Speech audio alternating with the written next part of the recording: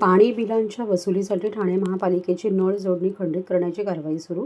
ठाणे महापालिकेची पाणी बिल थकबाकी वसुलीकरता पाणीपुरवठा विभागाने कारवाई सुरू केली आहे. यावर्षी एप्रिल 2025 पासून आतापर्यंत 43 कोटी रुपयांची पाणी बिलं वसुली झाली आहे. हे प्रमाण एकूण वसुलीच्या सुमारे 18% आहे.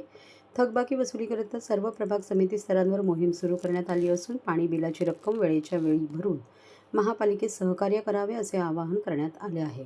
महापालिकेची पाणी बिलाची एकूण रक्कम सुमारे 250 कोटी रुपयांच्या घरात आहे. त्यापैकी 92 कोटी 28 लाख रुपये थकबाकी पोटीचे आहे, तर चालू वर्षाची बिल रक्कम ही 157 कोटी 80 लाख रुपये आहे.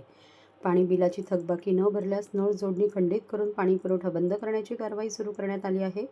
ठाणे महापालिकेने सन 2024-25 या वर्षात पाणी बिलापोटी 148 कोटी 95 लाख रुपयांची वसुली करण्यात यश मिळवले होते. ही वसुली सन 2023-24च्या तुलनेत 15 कोटी रुपयांनी अधिक होती.